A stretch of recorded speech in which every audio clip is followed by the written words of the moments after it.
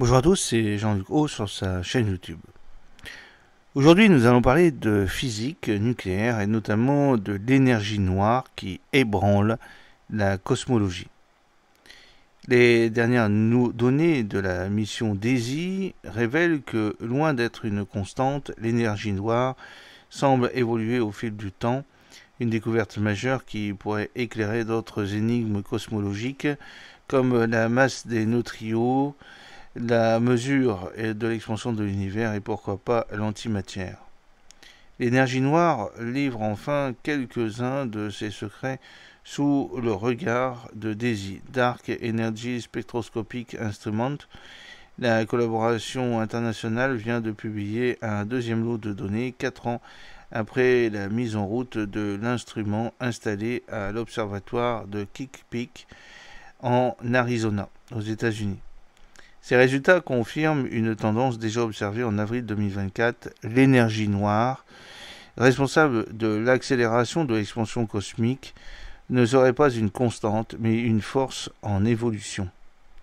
Ce que nous avions détecté il y a un an maintenant est confirmé avec presque 3 fois plus de mesures, 14 millions de galaxies contre 6 millions en 2024, s'enthousiasme Nathalie Palanque, Delabrouille, astrophysicienne et porte-parole de la collaboration DAISY de 2018 à 2024. Il ne s'agit pas d'un simple effet statistique. L'énergie noire semble bel et bien évoluer dans le temps, ce qui constitue un changement majeur de paradigme en cosmologie. DAISY a pour objectif final de répertorier 40 millions de galaxies situées entre 1 et 12 milliards d'années-lumière de nous. De quoi constituer la carte la plus précise de l'univers, de sa composition et de son évolution. Or, justement, l'univers est en expansion accélérée, un phénomène découvert en 1998 et attribué à cette mystérieuse force qualifiée, faute de mieux, d'énergie noire. Jusqu'à présent, les observations semblaient compatibles avec une interprétation simple. Cette énergie serait une constante cosmologique, une propriété intrinsèque de l'espace-temps, une pression du vide répulsive et répartie de manière uniforme. Les nouveaux résultats du projet DAISY bouleversent cette vision. Ils s'appuient sur l'étude des oscillations acoustiques des baryons, catégorie de particules comprenant les neutrons et les protons, un phénomène moins complexe que ne le suggère leur nom. Ces oscillations sont le résultat d'ondes de pression qui ont parcouru l'univers primordial avant que la lumière puisse en échapper, 380 000 ans après le Big Bang, pour constituer le fond diffus cosmologique, explique l'astrophysicienne. Ces ondes ont créé des endroits plus denses que d'autres en matière énergétique. Cela a constitué une empreinte caractéristique dans la distribution des galaxies que nous pouvons encore observer aujourd'hui. En effet, l'écart qui sépare les amas de galaxies, environ 450 millions d'années-lumière, est la conséquence directe de ces immunogénéités qui ont grandi avec l'univers. Les oscillations acoustiques des baryons n'évoluent que sous l'effet de l'expansion, renchérit la chercheuse, en mesurant la distribution des galaxies à différentes époques et en déduisant la signature de ces oscillations, nous retraçons la manière dont l'univers s'est dilaté. Cela en fait l'un des outils les plus puissants dont disposent les cosmologistes pour mesurer l'expansion et contraindre la nature de l'énergie noire. Grâce à DAISY, nous avons la capacité de le faire avec une précision inégalée. L'énergie noire n'est ni une constante ni une illusion. Les mesures révélées indiquent que l'énergie noire n'est pas une constante. Alors, qu'est-elle ? La question est d'autant plus cruciale que DAISY fermerait la porte à des théories exclusant l'énergie noire et selon lesquelles l'accélération de l'expansion de l'univers s'applique uniquement par une modification des lois de gravitation. Pour tester cette hypothèse, les scientifiques ont étudié en détail la manière dont les galaxies se regroupent sous l'effet de la gravité. Jusqu'à présent, aucune anomalie n'a été détectée. La gravité semble bien suivre les prévisions de la relativité générale d'Einstein, même à des échelles colossales de plusieurs milliards d'années-lumière. Les données confirment que la gravité fonctionne comme prévu, ce qui renforce l'idée que l'accélération de l'expansion est bel et bien due à une constante énergétique supplémentaire, l'énergie noire, a conclu la chercheuse. Si l'énergie n'est pas une constante cosmologique, ni une illusion due à la gravitation, il faut envisager d'autres hypothèses qui sont sur la table depuis des années déjà. L'une des plus étudiées suppose que l'énergie noire serait portée par un champ scalaire dynamique. Ce concept délicat revient à considérer que les particules se trouvent uniquement sous la forme d'un champ d'énergie. C'est un peu comme lorsqu'on verse des gouttes d'eau dans un verre. Elles cessent d'exister sous la forme de gouttes pour se diluer dans le contenu du verre, constituant en quelque sorte un champ de gouttes d'eau.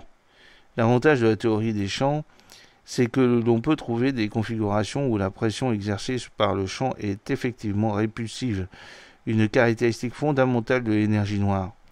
Par ailleurs, ces champs scalaires existent. Le boson de Higgs, par exemple, responsable de la masse des particules, est la particule associée au champ scalaire de Higgs. Mais il reste à trouver quel est le champ responsable de l'énergie noire. Cette énergie noire fluctuante pourrait avoir aussi un impact sur la constante de Hubble, qui mesure le taux d'expansion de l'univers.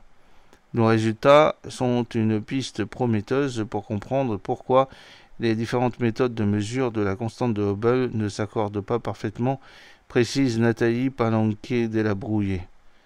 DESY montre que, dans le cadre d'un modèle d'énergie noire statique constante cosmologique, l'évaluation de la constante de Hubble varie selon les sondes exploitées, ce qui pourrait expliquer une partie un désaccord entre les mesures de l'expansion obtenues à partir du fond diffus cosmologique et celles issues de l'observation des galaxies bien plus proches de nous dans l'espace-temps. Autre énigme de la physique concernée par les résultats de DESY, la masse des neutrinos. Ces particules élémentaires qui interfèrent peu avec la matière et dont la masse exacte très faible demeure inconnue. DESY établit une limite supérieure encore plus contraignante que les précédentes. La somme des masses des trois espèces de neutrinos existantes doit être inférieure à 0,064 électronvolts par centimètre carré, c'est-à-dire électronvolts divisé par la vitesse de la lumière élevée au carré. Et si l'on suppose une énergie noire sous la forme d'une constante cosmologique, on sait par d'autres méthodes que cette masse ne peut pas être inférieure à 0,059 électronvolts par célérité au carré. Des données sont collectées jusqu'en 2026 voire 2028. L'intervalle 0,005 électronvolts par célérité au carré se réduit beaucoup et cela attire inévitablement l'attention, remarque Nathalie Palanquet-Delabrouille. Les neutrinos n'ont plus beaucoup d'espace pour exister, cela exclut même certains modèles. Or, si l'on considère une énergie noire dynamique, nous trouvons cette fois une limite supérieure à 0,16 électronvolts par célérité au carré. Hubble, neutrinos, c'est comme si l'hypothèse d'une énergie noire dynamique permettait à différentes pièces d'un puzzle de se mettre en place. La mission, qui doit encore collecter des données jusqu'en 2026 voire 2028, si la prolongation est validée, prévoit d'atteindre un total de plus de 40 millions de galaxies et de quasars observés. De quoi affiner encore les contraintes sur l'énergie noire et la structure de l'univers. Parallèlement, d'autres expériences comme la mission spatiale Euclide, qui a récemment commencé ses observations, viendront compléter ces résultats et offrir une vision encore plus détaillée de l'histoire cosmique. Nous atteignons cette précision inégalée en cosmologie. Cela nous permet de tester des modèles avec un niveau de détail jamais atteint. Et ce n'est que le début, conclut impatiente Nathalie Palanquet-Delabrouille. J'espère que cette petite vidéo vous a plu. N'oubliez pas de cliquer sur le pouce pour la promouvoir, de vous abonner si ce n'est pas encore fait, et de partager cette vidéo sur vos réseaux sociaux. A très bientôt, fidèlement, Jean-Luc O.